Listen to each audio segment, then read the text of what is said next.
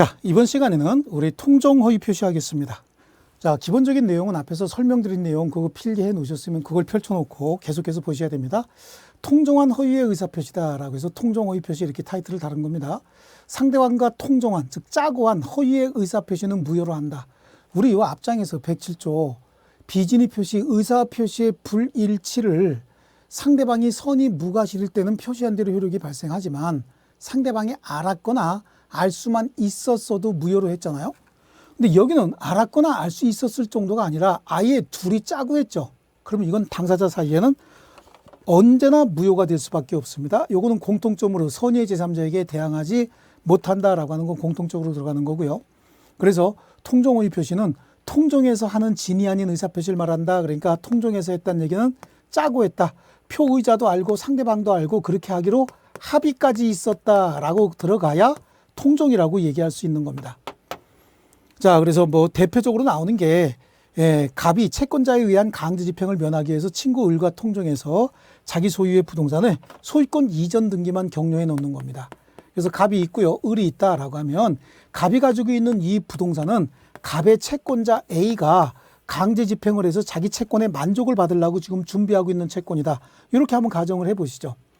그러니까 갑이 이걸 눈치채고 친구하고 진짜 매매가 아닌 가짜로 매매하는 겁니다. 그래서 이 가장행위를 하게 되는데 이 가장행위는 매매가 될 수도 있고 저당권 설정이 될 수도 있겠죠. 뭐 여러 가지 어떤 행위든지 매매했으면 매매, 임대차 했으면 임대차, 저당권 설정했으면 저당권 설정. 여기는 그냥 매매를 할게요. 매매를 해서 을 이름으로 소유권 이전 등기해 놨다라고 하는데 이 가짜 매매 이거는 무효잖아요. 가짜 매매로서 이건 무효가 되니까 소유권 이전 등기 이거 자체도 무효가 되는 거죠. 이때는 채권자가 이 행위를 사해 행위로 취급을 하죠. 채권자의 권리 집행을, 권리 행사를 방해할 목적의 행위라고 해서 이거를 사해 행위다 이렇게 얘기를 합니다. 사해 행위의 경우에 채권자가 취소권도 행사할 수 있습니다.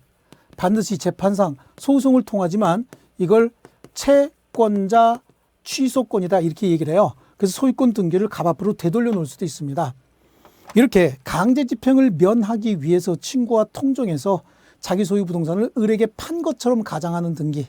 이것도 실제는 매매 의사가 없기 때문에 이런 행위를 가장행위다 이렇게 얘기를 하고 있죠. 자, 가장행위. 자, 우리 교재는 83페이지 보겠습니다. 자, 동일인의 대출 한도라고 하는데 크게 이제 우리 시험과 관련이 없는 거고 제가 설명을 해드리고 체크해드린 부분만 보셔도 합격하는 데는 지장 없습니다. 자, 요거하고 아주 유사한 행위가 은닉행위라고 하는 게 있습니다. 이 은닉행위, 요 부분에 나오는 거죠. 은닉행위는 뭐냐? 은닉이라고 하는 게 뭔가 숨기는 행위 아니겠습니까? 그래서 어떻게 뭐를 숨겼느냐라고 하는데 갑하고 을이 있는데 갑이 을에게 이 부동산을 증여하고 싶은 겁니다. 증여해야 되겠는데 증여하게 되면 세금이 굉장히 많이 나오죠. 세금이 굉장히 많이 나오니까 매매한 것처럼 가짜로 꾸민 겁니다. 그러니까 이 매매도 결국은 그럼 무슨 매매라는 얘기죠? 가장매매다. 가장행위 중에 하나죠. 그래서 소유권 이전 등기를 해줬다라고 하는 거예요. 자, 여기서 매매는 없었는데 매매한 것처럼 꾸몄죠. 그러니까 이 매매는 무효가 돼야 되는 거예요. 그러면 등기도 무효가 돼야 되는데 등기도 무효냐? 등기는 유효로 볼 수 있다라고 하는 거죠.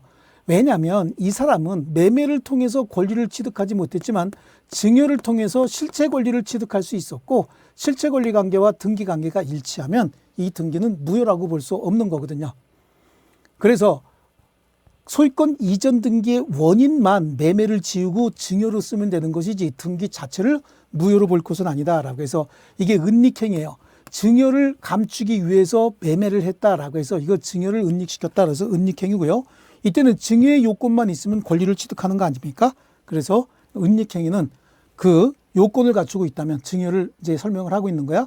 은닉행위는 유효이다라고 하는 점에서 통정허위 표시와 다르다.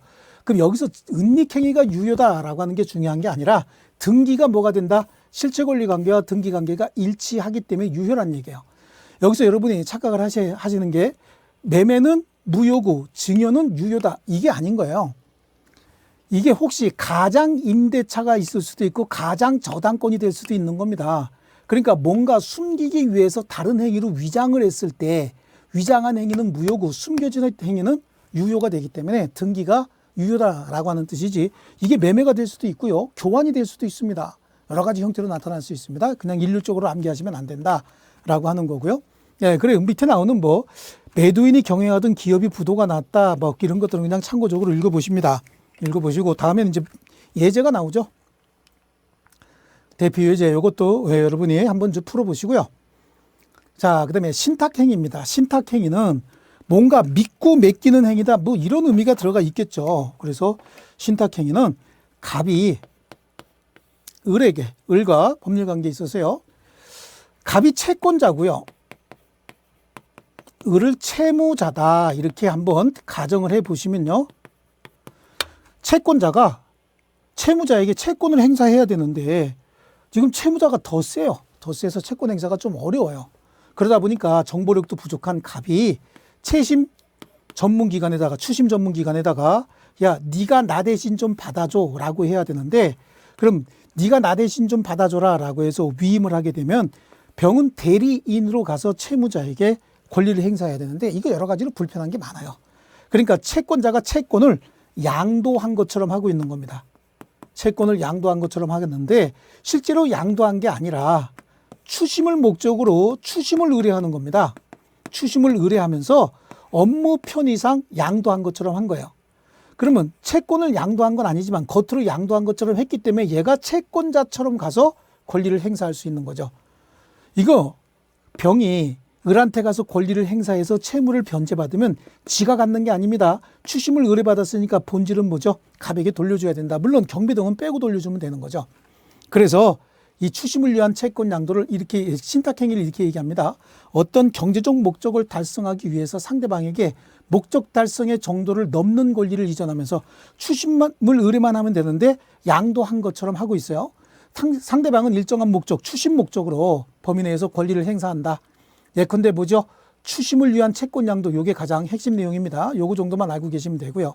사해행위다라고 하는 거, 아까 채권자 취소권 설명을 드리면서, 채권자 취소권 요거 말고 요 전에 있던 설명입니다. 그 사해행위를 지금 설명을 하고 있습니다. 자, 그다음에 요건입니다. 요건도 우리 첫 시간에 비정상적인 의사표시하면서 첫 시간에 설명드린 내용이 그 안에 다 들어가 있습니다. 그 필기해 놓으신 거, 필기해 놓으시라고 말씀을 드렸죠. 일단 요건에 의사표시가 있어야 된다라고 하는 거죠. 그다음에 의사표시가 불일치가 있어야 된다. 이거는 우리 비정상적인 의사표시, 의사표시의 불일치의 공통점이고요. 표의자도 알고 있어야 됩니다. 그다음에 누구도 알아야 돼요. 상대방도 알고 있어야 된다. 그러니까 상대방과 통정하려면 상대방도 알고 있어야 되죠. 그래서 그 불일치를 표의자가 안다는 것만으로 부족하고, 나아가 상대방도 알고 통정, 요 말이 들어가 줘야 돼요. 통정이 없었다면 통정 허위 표시가 될 수가 없는 거 아니겠습니까? 통정까지 있어야 된다. 그 이유나 동기는 묻지도 말고 따지지도 마라라고 하고 있죠. 자, 이게 이제 성립 요건이고, 효과는요, 앞에서 말씀드린 것처럼 당사자 사이에는 언제나 무효입니다. 당사자 사이에는 언제나 무효인데, 그러나 허위 표시 자체는 불법은 아니다. 우리 반사회적 행위 할 때 강제집행 면탈 목적의 어떤 행위라든지 아니면 세금 포탈 목적의 어떤 행위 또는 투기 목적의 어떠한 행위가 있었다라고 하면 그런 행위는 반사회적 행위로 보진 않는다. 반사회적 행위가 아니면 불법 원인 급여의 문제는 발생하지 않는 거죠. 그래서 통정 허위 표시에 의해서 소유권 이전 등기해줬다. 그럼 반환 청구 내지는 말소 등기 청구, 진정한 소유자가 나니까 반환해줘라 또는 말소해다오라고 청구할 수 있다라고 하는 거죠. 자, 그다음에 제3자에 대한 효과다라고 하는데, 제3자에 대한 효과, 뭐 여기 보니까 대법원 판례 잠깐 볼까요? 대법원 판례에 강제집행 면탈 목적의 부동산의 허위의 근저당 설정 등기를 격려한 것. 자, 우리 이거 반사회적 행위 아니라고 했죠. 선량한 풍속 기타 사회질서에 위반한 사항을 내용을 하는 법률행위를 볼 수는 없다. 그렇다는 얘기는 소유권 이전 등기해준 거 되돌려 받을 수 있다. 이게 만약에 반사회적 행위다라고 인정이 되면 소유권 이전 등기해준 거 되돌려 받을 수 없는데, 이때는 무효등기 말소 청구 내지는 진정명의 회복을 원인으로 한 소유권 이전 등기 통해서 되돌려 받을 수 있다, 그런 얘기입니다. 자, 그다음에 제3자에 대한 효과, 똑같이 선의의 제3자에게 대항하지 못한다, 이 말. 자, 우리 공통점이라고 말씀드렸고 굉장히 중요한 내용입니다. 이때 제3자 선의이기만 충분하고 과실은 따지지 않는다. 그리고 제3자 선의는 추정이 된다. 선의에 대한 입증 책임은 악의를 주장하는 허위 표시의 당사자. 그러니까 악의를 주장하는 자가 누구냐는 얘기죠. 허위 표시를 한 자겠죠. 그래서 허위 표시를 한 표의자가 진다라고 해야 시험과 관련돼서 더 정확합니다. 누가 입증할 것이냐라고 하는 거. 통정 허위 표시는 무효죠. 무효니까 되돌려달라라고 얘기해야 되는데 제3자가 목적물을 취득했다. 그럼 제3자가 선이냐 악이냐? 그럼 제3자 입 다물고 있으면 선의로 인정이 된다는 뜻이잖아요. 그러면 제3자 악이었다라고 하는 건 누가 입증해야 되냐? 그냥 입 다물고 있는 제3자가 입증할 필요 없죠. 제3자가 악이다. 그러니까 되돌려 받아야 된다. 즉 무효를 주장하는 자가 되는 거겠죠. 그래서 악의를 주장하는 당사자, 그러니까 표의자가 입증 책임이 있다라고 하는 거죠. 다만 제3자가 무효를 주장하는 것은 가능하다. 여기서 제3자에 관해서 왜 108조에서 이렇게 좀 정밀하게 나오느냐라고 하는 건 108조에서 주로 제3자를 묻는 문제가 조금 많이 나오는 편입니다. 그럼 다시 이 부분에 대해서 설명을 드리면요. 갑이 있고 을이 있다. 둘이 통종의 허위 표시에서 가짜로 매매를 했다. 가장 매매를 통해서 얘 이름으로 소유권 이전 등기를 했고 을이 제3자 병에게 양도를 합니다. 양도를 했는데 제3자 병이 선이었다는 얘기죠. 그러면 이 제3자 병은 이게 무효가 됐든 유효가 됐든 나는 소유권 취득할래라고 유효를 주장해 버렸다는 얘기죠. 얘가 유효를 주장하게 되면 대항할 수 없어요. 그렇다는 얘기는 완전한 권리자가 된다는 얘기잖아요. 이후에 전득자 정이 있다라고 하면 얘는 이제 전득자라고 표시를 합니다. 전득자 정은요. 선의악이 따질 필요 없습니다. 병이 완전한 권리자가 됐기 때문에 전득자는 굳이 이것저것 따질 필요 없습니다. 그래서 선의의 제3자로부터 다시 권리를 전득한 자. 그 전득한 자가 전득 시에 악이더라도 통정허위 표시의 무효를 가지고 대항하지 못한다. 이미 여기에 대항하지 못했기 때문에 권리를 취득한 전득자에도 당연히 대항하지 못하는 거죠. 네, 여기다가 무효 주장할 수 없다. 그 전득자는 완전하게 권리를 취득한다라고 하는 게 우리 시험에 나오는 용어입니다. 전득자에게 대항하지 못한다가 아니라 전득자는 완전한 권리를 취득한다라고 표시하는 게 훨씬 더 정확한 표현입니다. 자, 그다음에 제3자를 따지는 게 나오는 거죠. 여기서 제3자다라고 하는 겁니다. 그래서 여기서 얘기하는 제3자는 허위 표시의 당사자와 포괄승계 이외의 자로서, 그러니까 포괄승계를 제외해야 되죠. 자, 여기서 제3자 따지는 거 굉장히 중요합니다. 그리고 좀 잘 나오는 부분이니까 주의하셔야 됩니다. 갑하고 을이 어떤 법률 행위를 했고 이 법률 행위가 일단은 허위 표시 또는 뭐 107조 내지는 110조에 해당하는 행위였다. 그래서 이게 무효가 됐다. 처음부터 무효였다든지 취소에 의해서 무효가 될 수 있잖아요. 이 법률 효과가 무효가 됐는데 새로운 이해관계 맺은 사람이 있더란 얘기예요. 그러니까 여기서 굳이 따진다면 비정상적인 의사표시가 먼저 한번 있었고 이 비정상적인 의사표시를 근거로 새로운 이해관계 맺은 자가 있어야 되는 거예요. 새로운 이해관계 맺은 자라고 얘기합니다. 물론 갑하고 을 비정상적인 의사표시의 당사자 아닙니까? 당사자는 제3자가 될 수가 없고요. 이게 먼저 있고 그 다음에 새로운 이해관계 맺어야 되는데 새로운 이해관계가 혹시 사망해서 상속을 받았다, 사망해서 상속을 받았다, 얘네들은 당사자입니다. 상속인과 피상속인은 똑같은 사람으로 취급합니다. 그래서 여기에 당사자와 포괄승계인 이외의 자 중 허위 표시의 외형을 기초로, 그러니까 허위 표시가 있어서 얘가 권리를 취득한 것처럼 보이죠.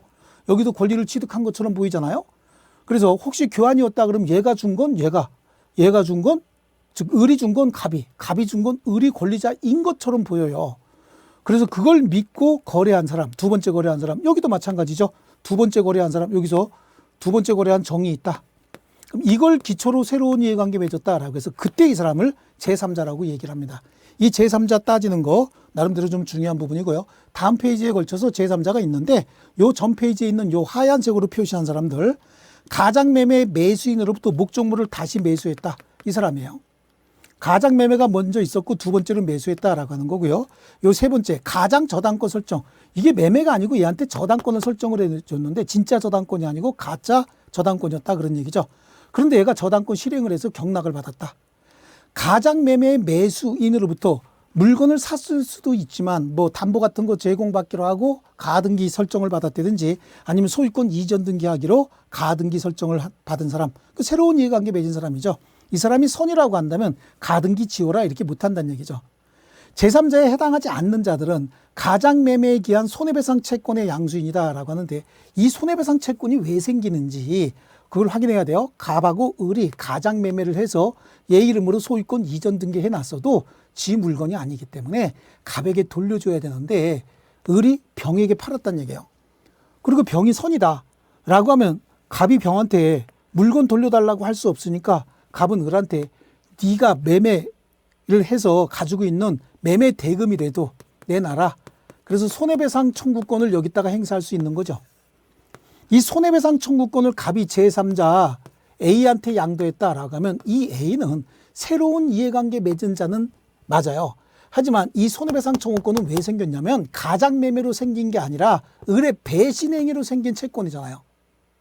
가장매매를 기초로 생긴 게 아닙니다. 을이 배신행위로 인해서 생긴 손해배상 청구권이죠. 이걸 양수한 사람은 여기서 얘기하는 허위표시의 외형을 기초로 새로운 이해관계 맺은 자가 아니란 얘기죠.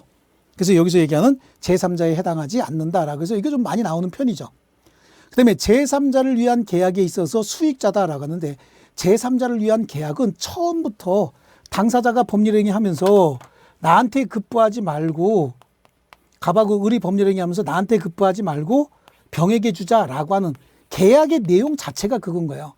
내가 너에게 줄 테니 너는 나에게 줘라가 아니라 내가 너에게 주면은 그에 대한 반대급부를 너는 병에게 해줘라 라고 하는 거죠. 여기에 이 제3자는 처음부터 계약에 포함되어 있는 자예요. 제3자를 위한 계약에 있어서 수익자라고도 얘기하고 여기 그냥 제3자라고도 얘기합니다. 시험엔 제3자를 위한 계약에 있어서 제3자라고 해야 여러분이 혼란스러울까 봐 시험엔 이 말을 더 많이 집어넣어요. 제3자는 여기서 새로운 이해관계 맺은 자가 전혀 아니죠. 처음부터 계약에 포함되어 있던 자예요. 그래서 여기서 얘기하는 제3자에 해당하지 않는다. 이 개념에 안 맞는다 그런 얘기죠. 그 다음에 채권의 가장양도에 있어서 채무자다라고 하죠. 채권의 가장양도에 있어서 채무자는 누구냐. 자, 갑이 채권자고 을이 채무자예요. 그런데 갑이 자신의 채권을 병에게 가장양도 먼저 합니다. 그러면 병은 권리자가 아닌데 채권자가 아닌데 채권자인 것처럼 다른 사람에게 팔아먹었으면 얘가 허위 표시를 기초로 새로운 이해관계 맺은 자일 텐데 채권을 가장양도할 때 이 채무자는 새롭게 등장한 사람이 아니죠. 기존부터 처음부터 있던 자잖아요. 그러니까 여기서 얘기하는 새로운 이해관계 맺은 자라고 하는 개념이 아니라는 얘기죠. 그래서 여기 제3자의 개념 중에 요거 중요한 거 아닌 자들 중에서 요 중요한 거고요. 자, 한 장 넘겨보시면 여기에 채권을 다시 양수한 자 이거보다는 추가적으로 하나 좀 옆에다 써놓을게요. 제3자에 해당하지 않는 자보다는 우리 앞에서 봤을 때 파산관제인이 하나 들어가야 돼요. 근데 파산관제인이 없기 때문에 여기다가 제3자에 해당하는 자 중에서 8번 해갖고 어디 빈 공간에다가 여기 제3자에 해당하는 자에 들어가 줘야 됩니다. 그래서 가장양수인이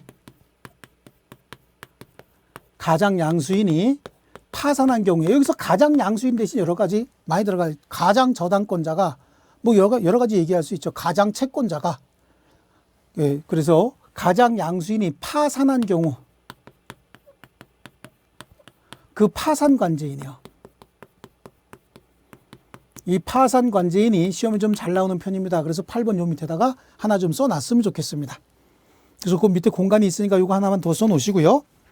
자, 그 다음번 이제 뭐 문제 개념 대표 예제다라고 하는 건 여러분이 한번 풀어보시는 걸로 합니다. 뭐 어려운 부분이 있으면 질문을 하시면 제가 답을 드리겠습니다. 자, 그 다음에 허위 표시는 철회할 수 있느냐? 그래요. 통정 허위 표시는 무효입니다. 무효로 확정되어 있는 거죠. 원래 철회라고 하는 건 효과가 확정되기 전에 법률 효과를 뒤집기 위해서 하는 게 철회인데 이거는 무효로 확정이 되잖아요. 그런데 무효로 확정됐으니까 철회할 필요가 없는 거예요. 원래는. 그런데 무효니까 그냥 내비두자, 철회하지 말고 내비두자 라고 하더라도 제3자가 그 기간 중에 새로운 이해관계 맺게 되면 제3자에게 대항할 수 없잖아요. 그러니까 철회 후 이해관계를 맺은 제3자에 대해서도 통정허위 표시 외형을 제거하기 전이라면 대항할 수 없다라고 하는데 철회는 할 수 있어요. 철회하는 이유는 뭐라는 얘기죠? 되돌려받기 위한 거죠. 원래는 철회할 필요가 없어요. 하지만 이렇게 제3자와 새로운 이해관계를 맺을까 봐 철회를 하고 자, 다시 권리 외형을 되돌려받아야 된다. 그런 의미가 되는 거고요. 적용범위죠. 적용범위에 우리 앞에서 신분행위에 적용하지 않는다. 그 다음에 공법행위에 적용하지 않는다. 단체적 정형적 거래, 어음이나 어음행위나 또는 주식인수 청약 같은 데 적용하지 않는다. 선의 제3자에게 대항할 수 없는 규정이 있다라고 했는데 특히 통정허위 표시는 통정이라고 하는 게 두 사람 이상이 있어야 되잖아요. 그러다 보니까 상대방 없는 단독행위에는 적용할 수가 없죠. 그다음에 상대방 없는 단독행위뿐만 아니라 우리 합동행위에도 적용하지 않는다. 그래요. 뭐 여기 있는 내용들 그대로 들어가는데 상대방 없는 단독행위 요거 하나 하고 그다음에 추가적으로 합동행위에도 적용하지 않는다. 이 합동행위 같은 건 이제 의결행위예요. 의결하는 행위다 보니까 그냥 하나 같이 써놓습니다. 어디 한 군데다가 합동행위도 적용하지 않는다라고 하는 걸 하나 좀 써놓으시면 좋겠습니다. 자, 그래서 적용 범위까지 이건 공통점이 우리 첫 시간에 했던 공통점을 그대로 좀 알고 계시면 되겠고요. 자, 그다음에 뭐 여기 판례 문제가 또 나오고 있죠. 우리 대표 예제가 나오고 있고요. 자, 그다음에 이제 착오에 의한 의사표시다라고 하는데 착오에 의한 의사표시는 그럼 뭐냐? 일단은 착오에 의한 의사표시는 뭐 그냥 줄여서 착오라고 했어도 그 의사표시가 생략되어 있는 말입니다. 제가 분필 좀 준비해 갖고 하겠습니다. 자, 착오에 의한 의사표시다라고 하는데 일단은 착오에 의해서 의사표시를 했다라고 하면 이 착오에 의한 의사표시는 유효입니다. 이 의사표시는 유효인데 항상 우리가 중요하게 생각해야 될 게 유효인데 취소할 수 있다. 그런데 우리 백구조에 취소하는 경우뿐만 아니라 취소하지 못하는 경우도 같이 적어놨어요. 그럼 어떤 때 취소할 수 있느냐라고 하는데 법률행위 내용에 중요 부분에 관해서 착오가 발생을 했을 때 취소할 수 있다라고 하는 거죠. 이 중요 부분에 관한 착오에 대해서 우리 판례가 참 이런 식으로 굉장히 현학적인 판례, 이렇게 현학적인 표현을 많이 쓰는데 표의자가 먼저 중요 부분을 얘기할 때 먼저 나왔던 판례가 그래요. 표의자가 주관적으로 일반인도 객관적으로 이렇게 나와요. 표의자가 주관적으로 하는 얘기는 표의자가 개인적으로 착오를 미리 알았더라면 그런 정도의 표시는 하지 않았으리라 여겨져야 되고 주관적으로요. 일반인도 객관적으로 즉 표의자 입장에 섰더라면 그런 정도 표시는 하지 않았을 정도로 그러니까 이 말을 합치면 착오를 일으킨 표의자뿐만 아니라 표의자 이외의 제3자들도 착오를 미리 알았더라면 그런 정도의 의사표시는 하지 않았으리라 여겨져야 된다라고 하는 거예요. 그럼 그게 도대체 뭐냐? 여러분도 그렇고 저도 그렇고 착오를 미리 알았더라면 그런 표시는 하지 않았으리라 여겨져야 되는 게 뭐냐? 경제적 불이익이란 얘기죠. 그래서 나중에 우리 판사 한 분이 경제적 손실이 있어야 중요 부분에 해당한다라고 하는 거죠. 경제적 손실. 뭐 요거는 필기를 이렇게 하려고 그랬어요. 그래서 착오에 해당하려면 먼저 표의자가 개인적으로 착오를 미리 알았더라면 그런 정도 표시는 하지 않았으리라 여겨져야 되고 일반인도 객관적으로 표의자 입장에 섰더라면 그런 정도 표시는 하지 않았어야 된다. 그럼 이거 정리한 게 한마디로 정리한 게 뭐냐? 경제적 손실이다. 그래서 경제적 손실이 없다면 중요 부분이 될 수가 없다. 그러면 취소하지 못하는 사유는 뭐냐? 이러한 중요 부분에 관한 착오를 일으키는데 표의자에게 중대한 과실이 있으면 취소하지 못한다. 그럼 중대한 과실이 있는지 여부를 어떻게 따질 것이냐? 표의자의 직업이 뭐냐? 그리고 어떤 종류의 법률 행위를 어떤 목적으로 했느냐라고 하는 거예요. 여기서 어떤 종류의 법률 행위, 어떤 목적으로 했느냐라고 하는 게 직업과 관련이 있으면 이게 직업과 관련이 있으면 무조건 중대한 과실이 있는 겁니다. 직업과 관련이 있다는 얘기는 전문가였다 그런 의미가 통하는 거겠죠. 자, 이럴 때는 취소하지 못한다는 얘기예요. 여기서 중요한 개념은 중요 부분은 누가 입증할 것이냐라고 하는 겁니다. 중요 부분은 누가 입증할까요? 자, 착오에 의한 의사표시는 일단은 유효다. 그러면 아무런 조치를 취하지 않고 놔두면 유효다. 그런 얘기가 되죠. 그런데 취소에 의해서 무효로 만들고자 한다라고 하는 거예요. 착오에 의한 의사표시, 어떤 의사표시인데 취소가 되면 무효로 돼버리거든요. 자, 좋습니다. 그러니까 중요 부분이다라고 하는 건 나는 무효로 하고 싶습니다라고 주장하는 겁니다. 그러니까 법률행위 효력 없음을 주장하는 자, 효력 없음을 주장하는 자는 무효를 주장하는 자죠. 그럼 무효를 주장하는 자는 누굴까요? 표의자. 그렇죠. 표의자가 입증을 하고 이 부분은요. 중대한 과실이 있으면 취소하지 못한다. 그럼 유효로 확정시키겠다. 그런 얘기잖아요. 그러니까 이거는 결국은 법률행위 효력이 있음을 주장하는 자죠. 효력 있음을 주장하는 자, 즉 취소하지 못하게 하려는 자, 그 자가 주장을 해야 되는데 누구냐는 얘기죠. 취소하지 못하게 하려는 자니까 상대방이겠죠. 그래서 효력 있음을 주장하는 자, 효력 없음을 주장하는 자, 무효를 주장하는 자, 유효를 주장하는 자, 그 다음에 이거는 표의자. 그러니까 이건 결론적으로 누가 된다? 표의자가 될 테고, 이거는 결론적으로 상대방이 될 것이다. 그래서 표의자와 상대방 각각 입증 책임이 이렇게 있다라고 하는 겁니다. 이게 핵심 내용인 거예요. 어디에 적용할 것이냐, 의사와 표시가 일치하지 않았고 의사와 표시의 불일치를 표의자가 모르고 하는 것이다. 그렇죠. 그리고 요겁니다. 요거 그 뒤에 이제 공통적으로 공법상행위에 신분행위에는 적용하지 않겠지만 공법상행위에는 적용할 것이고, 신분행위는 무조건 무효지만 공법상행위는 무조건 유효고, 단체적 정형적 거래 행위로서 어음이나 수표를 발행하는 행위라든지 주식인수 청약이라든지 이런 부분은 전부 유효로 하겠다라고 하는 거죠. 그리고 선의의 제3자에게 대항하지 못한다. 제3자 선의면 충분하고 무과실을 요구하진 않는다. 제3자 선의는 추정이 된다. 이건 여기에도 똑같이 적용이 되는 거예요. 그러니까 그게 제가 중요하다는 이유는 그게 많이 나올 것이다. 그런 얘기죠. 시험에 많이 출제될 것이다. 자, 요 내용이고요. 그래서 이제 요 내용도 여러분 어디 한 군데 좀 적어 놓으시고 계속해서 이제 반복적으로 볼 겁니다. 자, 구체적으로 이제 착오에 관한 내용을 좀 더 세분해서 한번 볼 필요가 있습니다. 그럼 착오에 의한 의사표시, 우리 법조문에 뭐라고 되어 있냐면, 의사표시는 법률행위 내용의 중요 부분에 관한 착오가 있을 때, 중요 부분은 경제적 불이익이라고 얘기를 했죠. 취소할 수 있는데 중대한 과실로 인한 때는 취소하지 못한다. 선의의 제3자에게 대항하지 못한다. 의사표시의 불일치를 모르고 하는 행위다. 착오의 유형에 표시상의 착오도 있고 내용의 착오도 있고, 자, 여기 동기의 착오, 이 동기의 착오가 좀 중요한 부분이죠. 그래서 이 동기의 착오 이 부분은 쉬었다가 다음 시간에 계속 하겠습니다. 자, 착오의 유형은 5가지 정도가 있는데 그중에서 동기의 착오에 집중하실 필요가 있습니다. 잠시 쉬겠습니다. 수고하셨습니다.